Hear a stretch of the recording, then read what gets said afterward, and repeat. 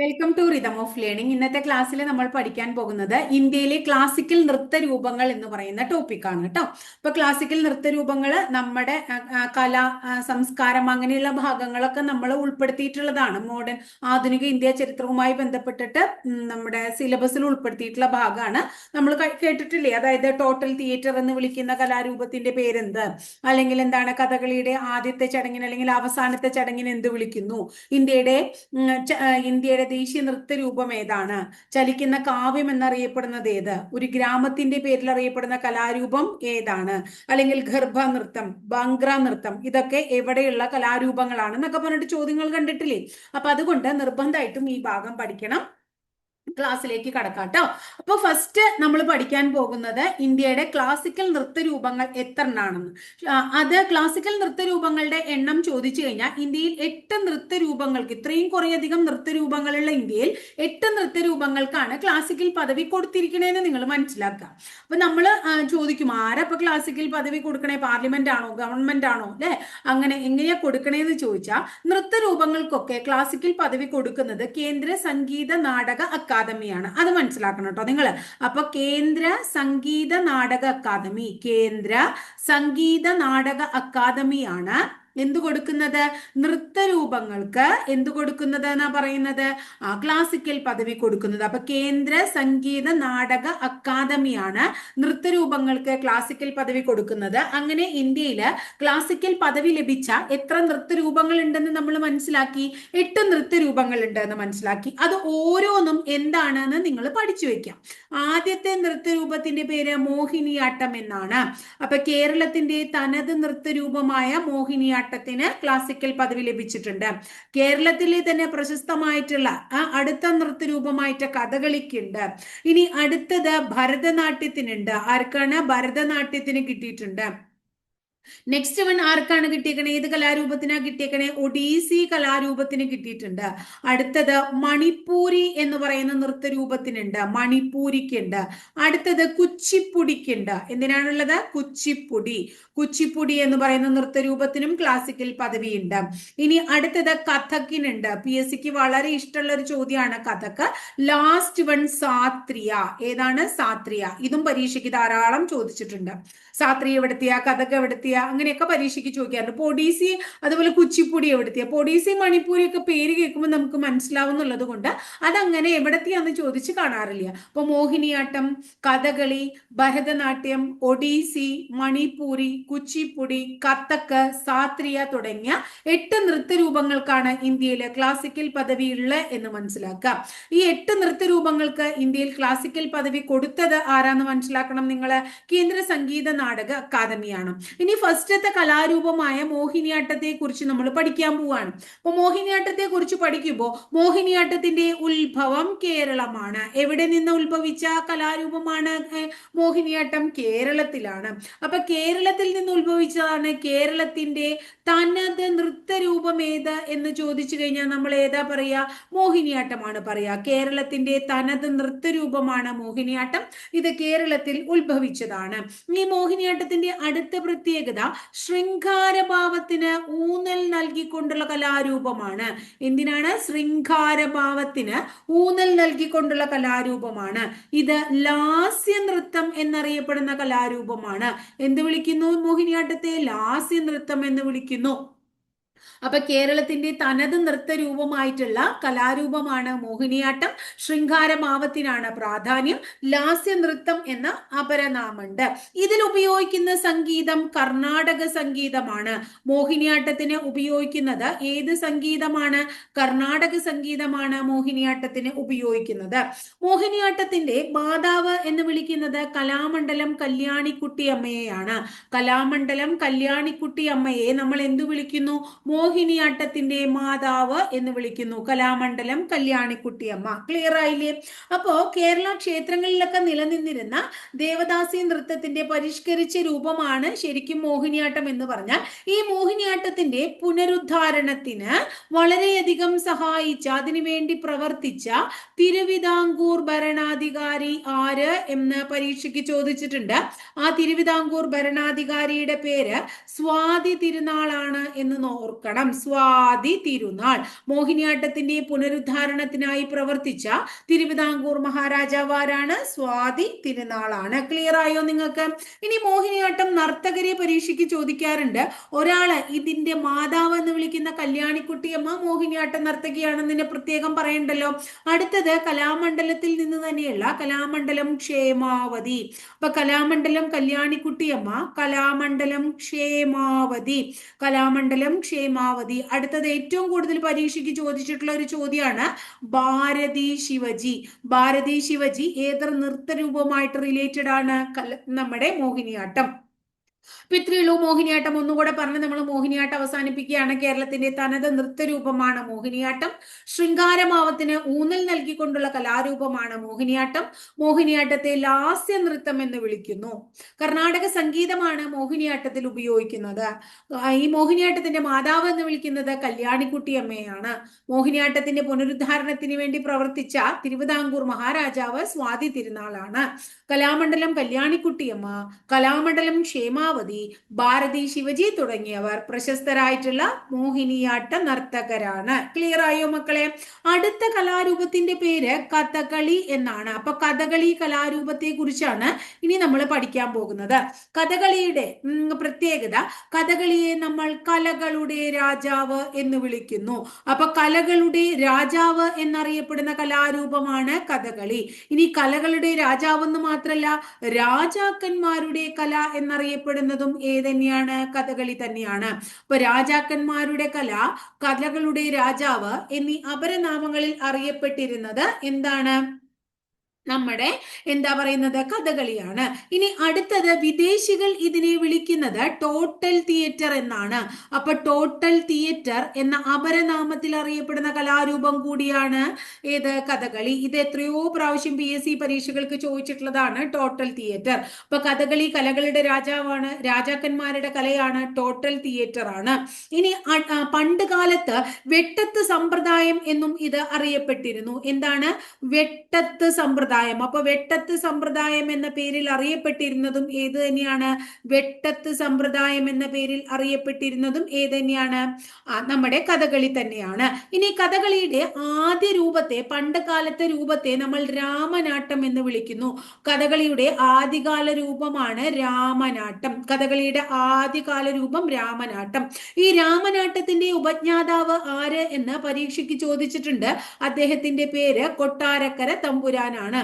അപ്പൊ കഥകളിയുടെ ആദ്യകാല രൂപമായ രാമനാട്ടത്തിന്റെ ഉപജ്ഞാതാവ് കൊട്ടാരക്കര തമ്പുരാനാണ്. അപ്പൊ ആദ്യ രൂപം അല്ലെങ്കിൽ ആദ്യ നാമം എന്നൊക്കെ ചോദിച്ചു കഴിഞ്ഞാൽ നമ്മൾ രാമനാട്ടം പറയും. എന്നാൽ കഥകളിയുടെ സാഹിത്യ രൂപം എന്ന് ചോദിച്ചു കഴിഞ്ഞാൽ, കഥകളിയുടെ സാഹിത്യ രൂപം എന്ന് ചോദിച്ചു കഴിഞ്ഞാൽ ഉത്തരം നിങ്ങൾ ആട്ടക്കഥ പറയണം. കഥകളിയുടെ സാഹിത്യ രൂപത്തെ നമ്മൾ എന്ത് വിളിക്കുന്നു?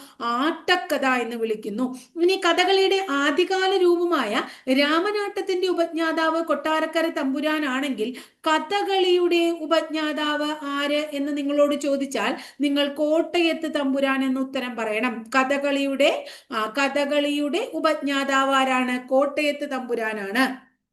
രാമനാട്ടത്തിന്റെ ഉപജ്ഞാതാവ് കൊട്ടാരക്കര തമ്പുരാനും കഥകളിയുടെ ഉപജ്ഞാതാവ് എന്ന് വിളിക്കുന്നത് കോട്ടയത്ത് തമ്പുരാനെയുമാണ്. കഥകളിയിൽ ഉപയോഗിക്കുന്ന സംഗീതം ഏത് എന്ന് നമ്മളോട് ചോദിക്കാം. കഥകളിയിൽ ഉപയോഗിക്കുന്ന സംഗീതം ഏതാണെന്ന് ചോദിച്ചാൽ ഉത്തരം നിങ്ങൾ പറയണം സോപാന സംഗീതമാണ്. അപ്പൊ സോപാന സംഗീതമാണ് എവിടെ ഉപയോഗിക്കുന്നത്? കഥകളിയിൽ ഉപയോഗിക്കുന്നത്. ഇനി കഥകളിയില് വാദ്യ ഉപകരണങ്ങൾ ഏതൊക്കെ ഉപയോഗിക്കുന്നു? അതായത് ചെണ്ട എന്ന വാദ്യോപകരണം, അതുപോലെ തന്നെ ചെണ്ട, ചേങ്ങില, ചെണ്ട ഉപയോഗിക്കുന്നുണ്ട്, ചേങ്ങില ഉപയോഗിക്കുന്നുണ്ട്, അതുപോലെ മദ്ദളം ഉപയോഗിക്കുന്നുണ്ട്,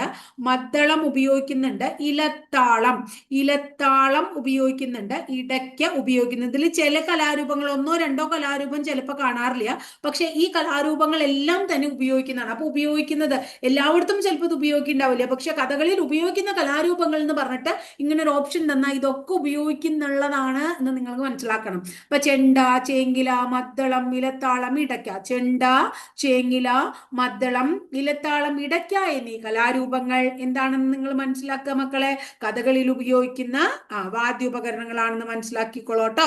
ഇനി കഥകളിയിൽ എത്ര മുദ്രകളാണല്ലേ ചോദിച്ചാൽ നമ്മൾ പറയണം 24 മുദ്രകളാണ്. കഥകളി മുദ്രകൾ 24ആണ്. കഥകളി മുദ്രകൾ 24ആണ്. ഇനി കഥകളിയുടെ വേഷങ്ങൾ ഏതൊക്കെയാണ്? കഥകളി വേഷങ്ങളെ നമ്മൾ ഇങ്ങനെ വിളിക്കും: പച്ച, അതുപോലെ തന്നെ കത്തി, അതുപോലെ തന്നെ കരി, അതുപോലെ താടി, അതുപോലെ മിനുക്ക്. അങ്ങനെ 5 എന്തുണ്ട്? വേഷങ്ങളുണ്ട് കഥകളിയില്. പച്ച, കത്തി, കരി, താടി, മിനുക്ക് തുടങ്ങിയവയാണ് കഥകളി വേഷങ്ങൾ. പച്ച, കത്തി, കരി, താടി, മിനുക്ക്. പച്ച എന്ന് പറഞ്ഞാൽ എന്താ നമ്മൾ ഉദ്ദേശിക്കണേ? പച്ച എന്ന് പറഞ്ഞാൽ ഏറ്റവും എളുപ്പത്തിൽ പറയുകയാണെങ്കിൽ, വളരെ സിമ്പിൾ ആയിട്ട് പറയുകയാണെങ്കിൽ, നായകന്മാരാണ് പച്ച. നായകന്മാരുടെ റോള് കൈകാര്യം ചെയ്യുന്നവർ, അവരെ നമുക്ക് സാത്വികന്മാർ എന്ന് പറയാം. നായകന്മാർ എന്നൊന്നും ചിലപ്പോൾ കാണില്ല കേട്ടോ. അപ്പൊ സാത്വിക വേഷം കൈകാര്യം ചെയ്യുന്നവർ. ഇപ്പൊ എക്സാമ്പിൾ പറയുകയാണെങ്കിൽ, നായകന്മാർക്ക് നല്ല 2 നായകന്മാരെ പറഞ്ഞേ. പുരാണ കഥാപാത്രങ്ങളിലെ ശ്രീരാമൻ, അതുപോലെ ശ്രീകൃഷ്ണൻ, അങ്ങനെയൊക്കെയുള്ള കഥാപാത്രങ്ങൾ കൈകാര്യം ചെയ്യണവരില്ലേ, അവരെയാണ് നമ്മൾ പച്ച എന്ന് വിളിക്കുക. എന്നാൽ കത്തിയാണെങ്കിലോ, അതായത് ഒരു എന്താ പറയാ, നായകൻ ഉണ്ടെങ്കിൽ ഒപ്പം ഒരു വില്ലൻ ഉണ്ടാവില്ലേ മക്കളെ. അപ്പോ തിന്മ നിറഞ്ഞ ആൾക്കാര് അല്ലെങ്കിൽ ദുഷ്ടന്മാരെയാണ് നമ്മൾ എന്ത് വിളിക്കുന്നത്? നമ്മുടെ ദുഷ്ടത നിറഞ്ഞ കഥാപാത്രം അല്ലെങ്കിൽ തിന്മ നിറഞ്ഞ കഥാപാത്രം ഉള്ളവരെയാണ് കത്തി എന്ന് വിളിക്കുന്നത്. ഇവര് രാജാക്കന്മാര് തന്നെയാണ്. പക്ഷെ സുന്ദരനായിട്ടുള്ള വില്ലന്മാരില്ലേ നമ്മുടെ, ഇപ്പൊ എന്താ പറയാ, തിലകൻ, സോറി, പണ്ട് ദേവനൊക്കെ കണ്ടിട്ടില്ലേ പണ്ടത്തെ സിനിമകളിലെ? സുന്ദരനായിട്ടുള്ള വില്ലൻ എന്ന് എല്ലാവരും അദ്ദേഹത്തെ വിശേഷിപ്പിക്കാറുണ്ട് ഇല്ലേ? അപ്പൊ അതുപോലെ തന്നെ ദുഷ്ടത നിറഞ്ഞ തിന്മ നിറഞ്ഞ കഥാപാത്രങ്ങളൊക്കെ കൈകാര്യം ചെയ്യുന്ന രാജാക്കന്മാര് തന്നെയാണ് ഈ കത്തി പറയണത്. ഇപ്പൊ എക്സാമ്പിൾ പറയുകയാണെങ്കിൽ ദുര്യോധനൻ, കംസൻ, അവരൊക്കെ പ്രശസ്തരായിട്ടുള്ള രാജാക്കന്മാർ തന്നെയാണ്. പക്ഷെ എന്താണ്, അവരുടെ ക്രൂര മനോഭാവം അല്ലെങ്കിൽ തിന്മ നിറഞ്ഞ മനോഭാവമാണല്ലോ അവർക്ക്, അതുകൊണ്ടാണ് കേട്ടോ. ഇനി അടുത്ത് നോക്കൂ, കരി. കരി പറഞ്ഞിട്ടുണ്ടെങ്കിൽ രാക്ഷസന്മാരെന്ന് പറഞ്ഞിട്ടുണ്ടെങ്കിലേ, അപ്പോ രാക്ഷസന്മാരാണ്. ഇപ്പൊ ഇവരെ ആകെ കറുത്ത് കരിഞ്ഞിരിക്കുകയായിരിക്കും, അതായത് കരി പിടിച്ച പോലെ ഇരിക്കുകയായിരിക്കും. എന്തായിരിക്കും കാരണം? രാക്ഷസന്മാരെ എവിടെ ഉണ്ടാവുക? കാട്ടിലുണ്ടാവുക. അവരിപ്പോ ലെക്സ് സോപ്പോട്ടൊന്നും കുളിക്കണമെന്നും ഉണ്ടാവില്ല. അങ്ങനെ വിചാരിച്ചാൽ മതി നിങ്ങൾ. ഇത് നമ്മള് ഞാൻ ഒരു കാറ്റഗറിയിലുള്ള ആൾക്കാരെയും കുറ്റം പറഞ്ഞതല്ല, നിങ്ങൾക്ക് മനസ്സിലാക്കാൻ വേണ്ടി പറഞ്ഞതാട്ടോ. അല്ലാണ്ട് ഇനി ഇതിനൊരു നെഗറ്റീവ് ആയിട്ടൊന്നും നിങ്ങൾ ആരും കമന്റ് ചെയ്യുന്നുണ്ടാവും. അപ്പൊ കരി പറഞ്ഞ എന്താന്ന് മനസ്സിലായ മക്കളെ? രാക്ഷസന്മാരാണ്. ഈ കരി തന്നെ ആൺകരിയും പെൺകരിയും ഉണ്ട്. അതായത് രാക്ഷസനും ഉണ്ട്, രാക്ഷസി ഉണ്ട്. അങ്ങനെ മനസ്സിലാക്കുക. ഇനി താടി ട്ടോ. താടി പറയുമ്പോഴേ, താടി വെച്ചിട്ടുള്ള ആൾക്കാർ 2-3 താടി വെച്ചിട്ടുള്ള ആൾക്കാരുണ്ട്. അതായത് ചില ആൾക്കാർ ചുവന്ന താടി വെച്ചിട്ടുള്ള ആൾക്കാരാണ്, ചില ആൾക്കാർ കറുത്ത താടി വെച്ചിട്ടുള്ള ആൾക്കാരാണ്, ചില ആൾക്കാർ വെളുത്ത താടി വെച്ചിട്ടുള്ള ആൾക്കാരാണ്. അപ്പൊ ചുവന്ന താടി, കറുത്ത താടി, വെളുത്ത താടി എന്നൊക്കെ ഇത് കുട്ടികളുടെ പുസ്തകത്തിലുള്ളതാട്ടോ. അപ്പൊ ചുവന്ന താടി, കറുത്ത താടി, വെളുത്ത താടി എന്ന് കണ്ടുകഴിഞ്ഞാൽ, ചുവപ്പ് എന്ന് പറഞ്ഞിട്ടുണ്ടെങ്കിൽ നമ്മള് എന്താ പറയാ, ചുവപ്പ് ഒരു പേടിയുടെ ലക്ഷണമായിട്ടാ പറയാ. അപ്പൊ നമ്മൾ ചുവപ്പ്, ഭീകരന്മാരെ നമ്മൾ ഉദ്ദേശിച്ചിട്ട് വേണമെങ്കിൽ ചുവപ്പ് പറയാം കേട്ടോ. ഭീകരന്മാരാണ് ചുവപ്പ്. ഇപ്പൊ ക്ഷിപ്രകോപികൾ, പെട്ടെന്ന് ദേഷ്യം വരുന്ന ആൾക്കാർ, അവരൊക്കെ. അപ്പൊ ബാലി, സുഗ്രീവൻ, അത്തരം റോളൊക്കെ കൈകാര്യം ചെയ്യുന്ന ആൾക്കാർ. ഇനി കറുത്ത താടി നമ്മള് നായാടികള്, വേടന്മാര്. ഇപ്പൊ നമ്മൾ മനസ്സിലായില്ലേ? അപ്പൊ നമ്മൾ നേരത്തെ കരിയുടെ കാര്യം പറഞ്ഞ പോലെ തന്നെ, അതായത് കാട്ടിലൊക്കെ ഉള്ള വേടന്മാരും അങ്ങനെയുള്ള ആൾക്കാരൊക്കെയാണ് നമ്മൾ കറുത്ത താടി പറയാം. ഇനി അടുത്ത വെളുത്ത താടിയാണെങ്കിലോ, വെളുത്ത താടി എന്ന് പറഞ്ഞാൽ അമാനുഷികമായിട്ടുള്ള ശക്തിയുള്ള ആൾക്കാരും പോസിറ്റീവായിട്ടുള്ള ആൾക്കാരെയാണ് ഇപ്പൊ വെളുത്തത്. ഇപ്പൊ എക്സാമ്പിൾ പറയാച്ചാലേ ഹനുമാന്, ജാമ്പവാന്, അങ്ങനെയുള്ള ആൾക്കാരൊക്കെയാണ് വെളുത്ത താടിയിൽ നമ്മൾ കാണിക്കുക. ഇനി അടുത്തത് മിനുക്ക് എന്ന് പറഞ്ഞിട്ടുള്ള കഥാപാത്രമാണ്. മിനുക്ക് സ്ത്രീ കഥാപാത്രമാണ്. അപ്പൊ സ്ത്രീ കഥാപാത്രം കൈകാര്യം ചെയ്യുന്നവരെ മിനുക്ക് നാട്ടോ പറയാ. സ്ത്രീകൾ മാത്രല്ല, മുനിമാരൊക്കെ ഇല്ലേ, മുനിമാര്, സ്ത്രീ കഥാപാത്രങ്ങള്, മുനിമാര്, സന്യാസിമാര്, അവരൊക്കെ മിനുക്ക് എന്നാണ് കേട്ടോ നമ്മൾ വിളിക്കുക. ഇപ്പൊ കഥകളിയിലെ കഥാപാത്രങ്ങൾ ക്ലിയർ ആയോ എല്ലാവർക്കും? പച്ച, കത്തി, കരി, താടി, മിനുക്ക്. ഇപ്പൊ എത്ര കഥാപാത്രങ്ങളെ നമ്മൾ പറഞ്ഞേ? കഥകളിയിൽ 5 കഥാപാത്രങ്ങൾ പറഞ്ഞു, 24 മുദ്രകൾ പറഞ്ഞു കേട്ടോ. 24 മുദ്ര പറഞ്ഞു, 5 കഥാപാത്രം പറഞ്ഞു. അപ്പൊ പച്ച സാത്വിക വേഷം കൈകാര്യം ചെയ്യുന്നു, നായകന്മാരാന്ന് ഓർക്കുക, നമ്മുടെ ശ്രീരാമനെയും ശ്രീകൃഷ്ണനെയും ഒക്കെ ഓർക്കുക.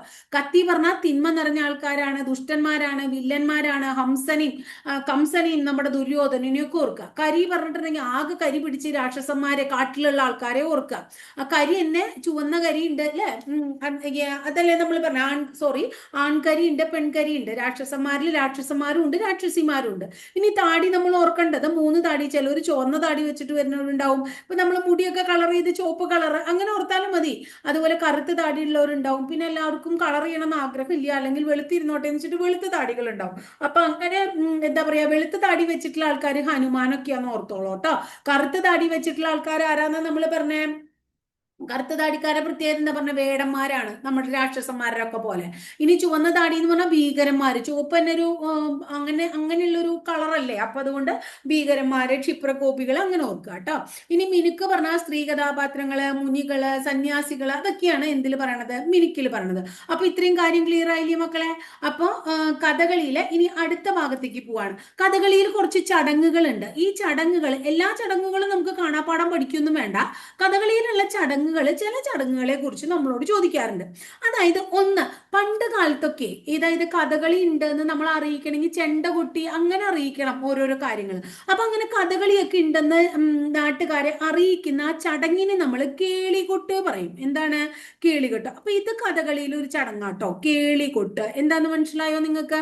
ചെണ്ടയൊക്കെ കൊട്ടി കഥകളി ഉണ്ടെന്ന് നാട്ടുകാരെ അറിയിക്കുന്ന ചടങ്ങാണ് എന്ത്, കേളികൊട്ട്. ഇനി അടുത്തത് നമ്മളോട് പുറപ്പാട് എന്ന് പറയുന്ന, കഥകളിയിൽ പുറപ്പാട് എന്ന് പറയുന്ന ഒരു ചടങ്ങുണ്ട്. ഇപ്പൊ നമ്മൾ എപ്പോഴെങ്കിലും നിങ്ങൾ സിനിമയിലെങ്കിലും കഥകളി കണ്ടിട്ടുണ്ടെങ്കിൽ, ഇപ്പൊ നമ്മളൊരു എന്താ പറയാ, ഒരു കർട്ടൻ പോലെ രണ്ടു വശത്തും ആൾക്കാർ കർട്ടൻ പിടിച്ചിട്ട് ആ തിരശീല നീക്കിയിട്ട് രംഗപ്രവേശം ഉണ്ട് ആൾക്കാർ. അതിനെ വിളിക്കുന്ന പേരാണ് പുറപ്പാട് എന്ന് പറഞ്ഞാൽ. ഇനി അതുപോലെ തന്നെ കഥകളിയിലെ ലാസ്റ്റ് ചടങ്ങുണ്ട് കേട്ടോ, അതിനെ വിളിക്കണ ധനാശി. ധാരാളം പ്രാവശ്യം പരീക്ഷയ്ക്ക് ചോദിച്ചിട്ടുള്ള ഒരു വേർഡാണ് ധനാശി പറഞ്ഞിട്ടുണ്ടെങ്കിൽ. ഇത്രയും കാര്യം ക്ലിയർ ആയോ? അപ്പൊ കേളികൊട്ട് കഥകളി ഉണ്ടെന്ന് നാട്ടുകാരെ അറിയിക്കുന്നു, തിരശീല നീക്കി രംഗത്ത് വരുന്നു പുറപ്പാട്, കഥകളി അവസാനിപ്പിക്കുന്ന ചടങ്ങ് ധനാശി. 3 ചടങ്ങുകൾ നമ്മൾ ഓർത്തു വെക്കുക കേട്ടോ. ഇനി അടുത്തത്, അന്താരാഷ്ട്ര കഥകളി കേന്ദ്രം എവിടെയാണെന്ന് നമ്മളോട് ചോദിക്കാം. അന്താരാഷ്ട്ര കഥകളി കേന്ദ്രം. അപ്പൊ അന്താരാഷ്ട്ര കഥകളി കേന്ദ്രം, അന്താരാഷ്ട്ര കഥകളി കേന്ദ്രം എവിടെയാണ് എന്ന് ചോദിച്ചു കഴിഞ്ഞാൽ നമ്മൾ പറയണം ന്യൂഡൽഹിയിലാണ്. അന്താരാഷ്ട്ര കഥകളി കേന്ദ്രം എവിടെയാന്ന് മനസ്സിലാക്കും മക്കളെ? ന്യൂഡൽഹി ആണ് കേട്ടോ. ഇനി ഈ കഥകളി ഇപ്പൊ നമ്മള് നേരത്തെ പറയണ്ടായില്ലേ, മോഹിനിയാട്ടത്തെ പുനരുദ്ധാരത്തിന് സഹായിച്ചത് സ്വാതി തിരുനാളാണ് എന്ന്. അതുപോലെ തന്നെ കഥകളിയുടെ പുനരുദ്ധാരണത്തിന് വേണ്ടി പ്രവർത്തിച്ച മലയാള കവി ആര് എന്ന് ചോദിച്ചു കഴിഞ്ഞാൽ വള്ളത്തോളാണ്. ഇപ്പൊ കഥകളിയുടെ പുനരുദ്ധാരണത്തിന് വേണ്ടി പ്രവർത്തിച്ച മലയാള കവിയാണ് ആര്? വള്ളത്തോൾ നാരായണ മേനോൻ. അപ്പോ ഇദ്ദേഹത്തിന്റെ എന്താ പറയാ, ആ ഒരു പരിശ്രമ ഫലമായിട്ടാണ് നമ്മുടെ എന്താ പറയുന്നത് കലാമണ്ഡലം. അങ്ങനെ കലാമണ്ഡലം എന്ന് പറയുന്ന സ്ഥാപനമൊക്കെ രംഗത്ത് വന്നു. കലാമണ്ഡലം എന്ന് പറയുന്ന സ്ഥാപനം വന്നു കേട്ടോ. കഥകളിയിലെ പുനരുജ്ജീവിച്ച മലയാള കവിയാണ് വള്ളത്തോൾ. അദ്ദേഹം സംഘടിപ്പിച്ച അല്ലെങ്കിൽ കൊണ്ടുവന്ന സ്ഥാപനമാണ് ഏത്? കേരള കലാമണ്ഡലം. ഇനി ഇദ്ദേഹത്തിന്റെ ജന്മദിനം ഉണ്ട് മക്കളെ, ഒക്ടോബർ 16 ഇദ്ദേഹത്തിന്റെ ജന്മദിനം. അതായത് നമ്മുടെ വള്ളത്തോളിന്റെ ജന്മദിനം ഒക്ടോബർ 16. അത് ദേശീയ കഥകളി ദിനാണെന്നും കൂടി ഓർത്തു വെക്കുക. അപ്പൊ ദേശീയ കഥകളി ദിനം ആരുടെ ജന്മദിനാണ്? നമ്മുടെ വള്ളത്തോൾ നാരായണ മേനോന്റെ ജന്മദിനമാണ് എന്ന് ഓർത്തു വെക്കുക. ക്ലിയർ ആയോ? ഇനി കഥകളിയിലെ കുറച്ച് കലാകാരന്മാരെ നമ്മൾ പഠിച്ചു വെക്കുക. ഒന്ന്, വളരെ പ്രധാനപ്പെട്ട സ്ത്രീവേഷം കൈകാര്യം ചെയ്യുന്ന കോട്ടക്കൽ ശിവരാമൻ. ആരാണ്? കോട്ടക്കൽ ശിവരാമൻ. എത്രയോ പ്രാവശ്യം പരീക്ഷയ്ക്ക് ചോദിച്ചിട്ടുള്ള ഒരു വ്യക്തിയാണ് കോട്ടക്കൽ ശിവരാമൻ. അടുത്തത് കലാമണ്ഡലം കൃഷ്ണൻ നായർ. കലാമണ്ഡലം കൃഷ്ണൻ നായർ. അടുത്തത് ഞാൻ പറയാതെ തന്നെ നിങ്ങൾ എല്ലാവരും ഇങ്ങോട്ട് പറയുന്ന ഒരാളാണ് കലാമണ്ഡലം ഗോപി ആശാൻ. എല്ലാവർക്കും അറിയുന്ന ആളാണ് കലാമണ്ഡലം ഗോപി. ഇനി കലാമണ്ഡലം രാമൻകുട്ടി നായർ. അപ്പൊ കലാമണ്ഡലം രാമൻകുട്ടി നായർ, കലാമണ്ഡലം കൃഷ്ണൻ നായർ, കലാമണ്ഡലം ഗോപി, കോട്ടക്കൽ ശിവരാമൻ അല്ലെ. അതുപോലെ മാത്തൂർ ഗോവിന്ദൻകുട്ടി. ആരാണ്? മാത്തൂർ ഗോവിന്ദൻകുട്ടി. മാത്തൂർ ഗോവിന്ദൻകുട്ടി, ഇവരൊക്കെ തന്നെ എന്താണെന്ന് നിങ്ങൾ മനസ്സിലാക്കിക്കോളോ. അതായത് നമ്മുടെ കഥകളിയിലെ കലാകാരന്മാരാണെന്ന് മനസ്സിലാക്കൂട്ടോ. അപ്പൊ കഥകളിയിലെ പ്രശസ്ത കലാകാരന്മാരാണ് കോട്ടക്കൽ ശിവരാമൻ, അദ്ദേഹം സ്ത്രീ വേഷത്തിൽ പ്രശസ്തനാണ്. കലാമണ്ഡലം കൃഷ്ണൻ നായർ, കലാമണ്ഡലം ഗോപി, കലാമണ്ഡലം രാമൻകുട്ടി നായർ, മാത്തൂർ ഗോവിന്ദൻകുട്ടി തുടങ്ങിയവരും നമ്മുടെ കഥകളിയിലെ പ്രശസ്തരായിട്ടുള്ള വ്യക്തികളാണ്. കഥകളി ഉണ്ടെന്ന് നാട്ടുകാരെ അറിയിക്കുന്ന ചടങ്ങ് കേളികൊട്ട്, തിരശീല നീക്കി രംഗത്ത് വരുന്ന ചടങ്ങ് പുറപ്പാട്, കഥകളി അവസാനിപ്പിക്കുന്ന ചടങ്ങ് ധനാശി. അന്താരാഷ്ട്ര കഥകളി കേന്ദ്രം ന്യൂഡൽഹി. കഥകളിയെ പുനരുജ്ജീവിപ്പിച്ച മലയാള കവി വള്ളത്തോൾ, അല്ലെ, വള്ളത്തോൾ നാരായണ മേനോൻ. അദ്ദേഹത്തിന്റെ സ്ഥാപനമാണ് കേരള കലാമണ്ഡലം. അദ്ദേഹം മുൻകൈ എടുത്ത് സ്ഥാപിച്ച സ്ഥാപനം, അല്ലെ. അദ്ദേഹത്തിന്റെ ജന്മദിനമാണ് ഒക്ടോബർ 16, അത് ദേശീയ കഥകളി ദിനമാണ്. കോട്ടക്കൽ ശിവരാമൻ, കലാമണ്ഡലം കൃഷ്ണൻ നായർ, കലാമണ്ഡലം ഗോപി, കലാമണ്ഡലം രാമൻകുട്ടി നായർ, മാത്തൂർ ഗോവിന്ദൻകുട്ടി തുടങ്ങിയവർ പ്രശസ്തരായിട്ടുള്ള കഥകളി നർത്തകരാണ് എന്നും കൂടി ഓർത്തു വയ്ക്കുക. അടുത്ത കലാരൂപത്തിന്റെ പേരാണ് ഭരതനാട്യം എന്ന് പറയുന്ന കലാരൂപം. ഭരതനാട്യം കേരളത്തിന്റെ പ്രതീകം പഠിച്ച പോലെ തന്നെ നമ്മൾ ഇന്ത്യയുടെ പ്രതീകങ്ങൾ കഴിഞ്ഞ ദിവസം പഠിച്ചപ്പോൾ പറഞ്ഞു, ഇന്ത്യയുടെ ദേശീയ നൃത്തരൂപമാണ്, നമ്മുടെ ദേശീയ നൃത്തരൂപമാണ് ഏത്, ഭരതനാട്യം എന്ന് പറഞ്ഞു. ഭരതനാട്യം ഉടലെടുത്തത് തമിഴ്നാട്ടിൽ നിന്നാണ്. ഭരതനാട്യത്തെ നമ്മൾ വിളിക്കുന്നു ചലിക്കുന്ന കാവ്യം. എത്രയോ പ്രാവശ്യം പരീക്ഷയ്ക്ക് ചോദിച്ചിട്ടുള്ളതാണ് ചലിക്കുന്ന കാവ്യം എന്നറിയപ്പെടുന്ന കലാരൂപം ഭരതനാട്യം. ഭരതനാട്യത്തിന്റെ പരിഷ്കർത്താവ്, പ്രധാന പരിഷ്കർത്താവിന്റെ പേരാണ് രുക്മിണി ദേവി അരുണ്ടേൽ. ഭരതനാട്യത്തിന്റെ പ്രധാന പരിഷ്കർത്താവിന്റെ പേര് രുക്മിണി ദേവി അരുണ്ടേൽ. ഈ രുക്മിണി ദേവി അരുണ്ടേലിന്റെ പ്രശസ്തമായിട്ടുള്ള സ്ഥാപനമാണ് മദ്രാസിലെ കലാക്ഷേത്ര. എന്താണ് കലാക്ഷേത്ര എന്ന് പറയുന്ന ഓർഗനൈസേഷൻ ആരുടെയാണ്? രുക്മിണി ദേവി അരുണ്ടേലിന്റെയാണ് കലാക്ഷേത്ര. ഇനി അടുത്തത് കലാകാരന്മാര്, കലാമണ്ഡലം കുറെ കലാകാരന്മാർ, ഭരതനാട്യ നർത്തകരെ നമുക്ക് പഠിക്കണം. അതിൽ ഒന്ന് രുക്മിണി ദേവി അരുണ്ടേലാണ്, അത് നമുക്കറിയാം. അടുത്തത് യാമിനി കൃഷ്ണമൂർത്തി. യാമിനി കൃഷ്ണമൂർത്തി വളരെ ഇമ്പോർട്ടന്റ് ആണ്, യാമിനി കൃഷ്ണമൂർത്തി. അടുത്തത് നിങ്ങൾ പേപ്പറിലൊക്കെ കണ്ടിട്ട് നിങ്ങൾക്ക് എല്ലാവർക്കും അറിയുന്ന ഒരാളാണ് മല്ലിക സാരാഭായ്. മല്ലിക സാരാഭായ്. അടുത്ത ആളെയും നിങ്ങൾ അറിയും, മൃണാളിനി സാരാഭായ്. ആരാണ്?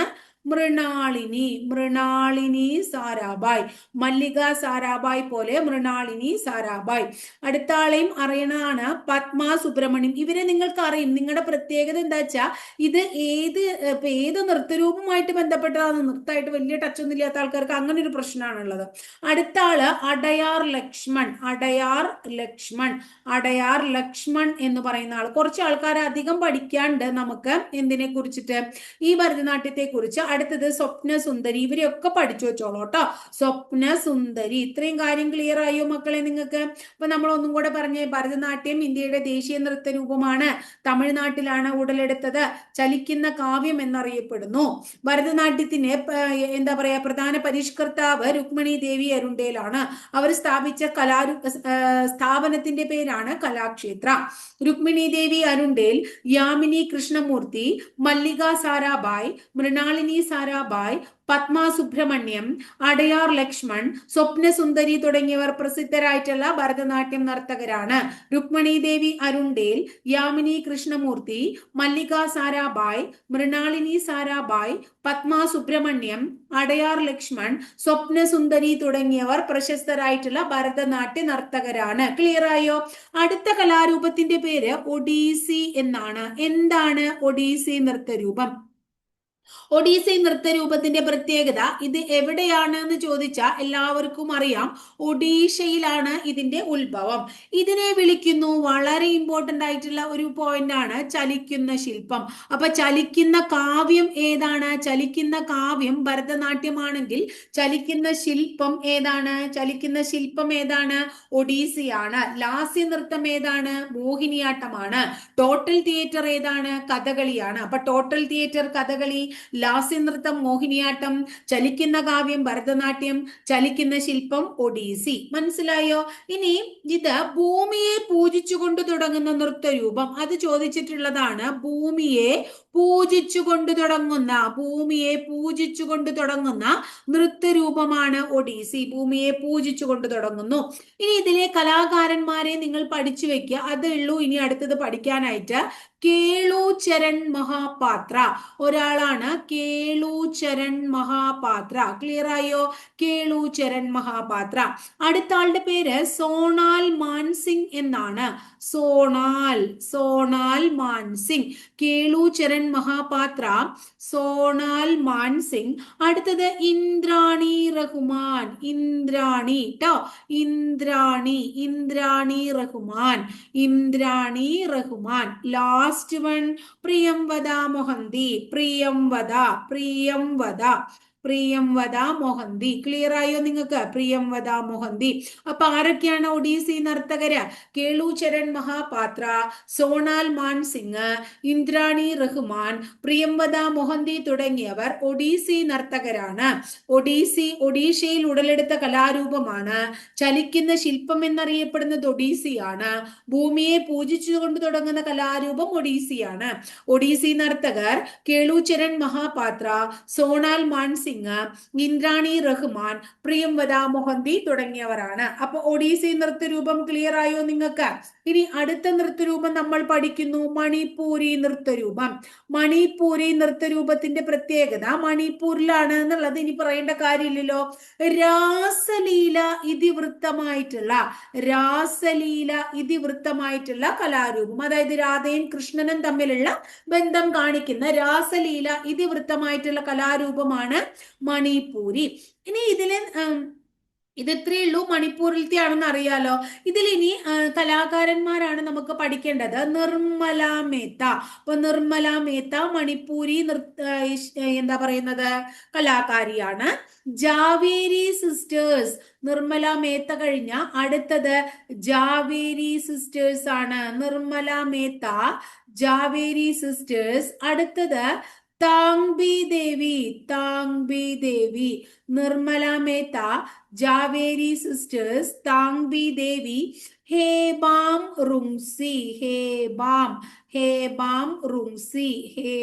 റുങ്സി. അപ്പൊ ഇത്രയും കാര്യം ക്ലിയർ ആയോ നിങ്ങൾക്ക്? നിർമ്മല മേത്ത, ജാവേരി സിസ്റ്റേഴ്സ്, താങ്ബി ദേവി, ഹേബാം റുങ്സി തുടങ്ങിയവർ മണിപ്പൂരി നർത്തകരാണ്. മണിപ്പൂരി കലാരൂപത്തിന്റെ ഇതിവൃത്തം രാസലീലയാണ്. രാധയും കൃഷ്ണനും തമ്മിലുള്ള ബന്ധം കുറിക്കുന്ന രാസലീലയാണ് മണിപ്പൂരിയുടെ ഇതിവൃത്തം. നിർമ്മല മേത്ത, ജാവേരി സിസ്റ്റേഴ്സ്, താങ്ബി ദേവി, ഹേബാം റുങ്സി തുടങ്ങിയവർ മണിപ്പൂരി നർത്തകരാണ്. അടുത്തത് കുച്ചിപ്പുടി നൃത്തരൂപത്തെ കുറിച്ചാണ് പഠിക്കുന്നത്. കുച്ചിപ്പുടി എവിടത്തെ കലാരൂപമാണ് എന്ന് എപ്പോഴും പരീക്ഷയ്ക്ക് ചോദിക്കാറുണ്ട്. ആന്ധ്രാപ്രദേശിന്റെ തനത് നൃത്തരൂപമാണ് കുച്ചിപ്പുടി. ആന്ധ്രാപ്രദേശിൽ ഉത്ഭവിച്ചതാണ് കുച്ചിപ്പുടി. ശരിക്കും ആന്ധ്രാപ്രദേശിലെ കുചേലപുരം എന്ന് പറയുന്ന ഗ്രാമത്തിലാണ് ഇത് ഉത്ഭവിച്ചത്. ആ കുചേലപുരം ഗ്രാമം ഇപ്പോൾ അറിയപ്പെടുന്നത് കുച്ചിപ്പുടി ഗ്രാമം എന്നാണ്. അപ്പൊ കുച്ചിപ്പുടി ഗ്രാമം എവിടെയാണ്? ആന്ധ്രാപ്രദേശിലാണ്. അത് മുന്നറിയപ്പെട്ടിരുന്നത് കുചേലപുരം ഗ്രാമം എന്നായിരുന്നു. അതുകൊണ്ട് തന്നെ ഒരു ഗ്രാമത്തിന്റെ അല്ലെങ്കിൽ ഒരു പ്രദേശത്തിന്റെ പേരിൽ അറിയപ്പെടുന്ന കലാരൂപം എന്ന് നമുക്ക് എന്തിനെ വിളിക്കാം? കുച്ചിപ്പുടിയെ വിളിക്കാം. ഒരു ഗ്രാമത്തിന്റെ അല്ലെങ്കിൽ ഒരു പ്രദേശത്തിന്റെ പേരിൽ അറിയപ്പെടുന്ന കലാരൂപമാണ് കുച്ചിപ്പുടി. പ്രസിദ്ധരായിട്ടുള്ള കുച്ചിപ്പുടി നർത്തകർ ആരൊക്കെയാണ്? വെമ്പട്ടി ചിന്നസത്യം. ഒരാള് വെമ്പട്ടി ചിന്നസത്യമാണ്. അടുത്തത് ലക്ഷ്മി നാരായണ ശാസ്ത്രി. അപ്പൊ വെമ്പട്ടി ചിന്നസത്യം, ലക്ഷ്മി നാരായണ ശാസ്ത്രി. അടുത്തത് ചിന്താ കൃഷ്ണമൂർത്തി. വെമ്പട്ടി ചിന്നസത്യം, ലക്ഷ്മി നാരായണ ശാസ്ത്രി, ചിന്താ കൃഷ്ണമൂർത്തി. അടുത്തത് ജോസ്ഫില സീതാരാമയ്യ. അടുത്ത ആളുടെ പേരാണ് ജോസ്ഫില